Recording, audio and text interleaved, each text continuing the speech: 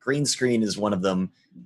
We talked about microphones and webcams. What about things like the Elgato Stream Deck? How important do you think it is? Where in your career do you think it's important to really look at it? Is it something that you could just pick up because of its low cost when it's early, or is it too high cost for that?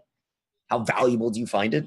It's kind of awesome. I would say if you're not so I've only gotten one recently because someone got me one of these as a gift, and I didn't think I needed one until I used it, and now I will preface it by saying that you could just buy a numpad, like just a numpad USB device off Amazon for $10 and it'll do similar.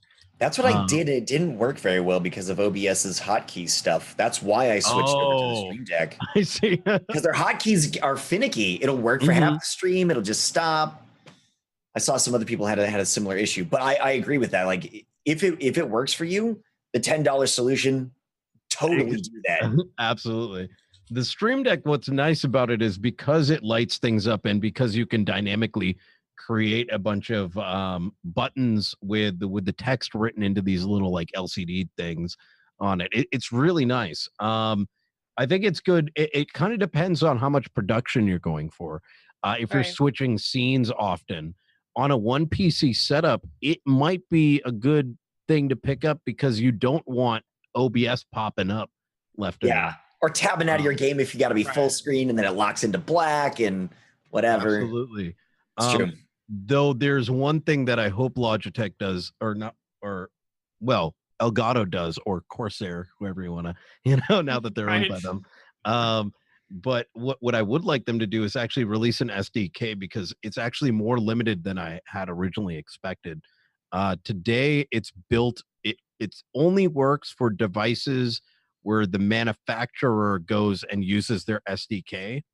And it's not an open platform, which I hope is something they consider. So you could write your own scripts. That would be and people can community share things together. Press a button to do something complex or launch a giveaway, with Stream Elements or with the other services out there. Is it necessary? No, it's very handy though. Yeah. I almost, for anybody new, try to stay away from the trap of just getting things because they're shiny. It's nice to get something like the Stream Deck, but it's focus on things you are actively using. Like a keyboard, for one, you may not need a mechanical keyboard, but it does actually affect how fast or how slow you type. So you may want to try them out a little bit. And if you type faster, you'll be more efficient throughout the day, especially if you're coding a lot. Yeah. What? Well, so okay. What are there? This is other peripherals. Yeah, are there other peripherals, other secondary? Because the Stream Deck is one that comes up a lot. It's definitely a big one. But what other things are you guys familiar with? Well, I think the second monitor is a big one. Yeah. Being able to see chat and have all your other widgets over there. Certainly. There's and outside of that, I can't think of any other peripherals other than a VT3, but that's kind of audio related. Something to eat. Eat food is good. Snacks. Yeah. Hydration. A pop filter. That's one. Not to roll back too far in audio, but pop filter is massively important. Yeah. It gets rid of the sound, Depending on how close it is to your face, I tend to have my mic is a little bit further away, but I get in to get really like sultry sometimes, and the pop filter can make a big difference because I'm like whispering at people. It goes from I like this in my ear to get away from me. Yeah, like absolutely.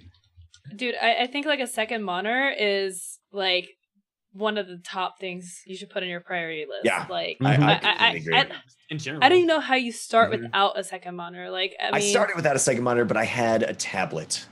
Oh yeah. So it effectively worked. That's where I was looking at chat and stuff. But you can look at chat there, but you can't put OBS on your tablet. Right. You can't. Your alerts, I mean, You're very limited. Good. all right, Soren knows a way, but most people don't do that kind of stuff. So, like, I would say that one of the top peripherals, second monitor for sure. Yeah. Mm-hmm. A laptop, you can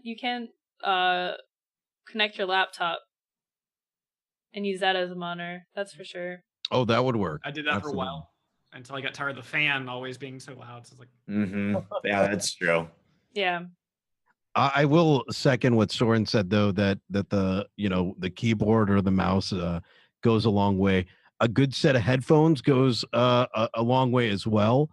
Yeah. Especially as you're because if you're not immersed in the game, the more you're immersed in the game, the more likely you're going to be into the game, and that's going to reciprocate to your viewers. So a good pair of headphones, a good mouse and keyboard could improve your gameplay. I mean, if you can't aim, it's not going to help you with that. But I think to that point, if you're improving up to a certain point, if you're improving your experience with the gameplay itself, if you're a gaming streamer, like most of us are, that translates over to viewers. Obviously, in scary games and stuff, the things that you get the creepy sounds or whatever, and it's your immersion into that plays a big role in other people's experience, viewing and engaging the media. Oh, that's a good one. That who mentioned that? I think Andy Pants did. The foot pedal is nice as well. It's used for muting and unmuting, or in some cases using it as a push to talk. macro switch, really. Oh, what now? It's a macro switch, like a stream deck for your foot. Ah, really. yes, absolutely. Stream shoe. Stream shoe. Each of your toes individually. Oh my god. But so there was one thing that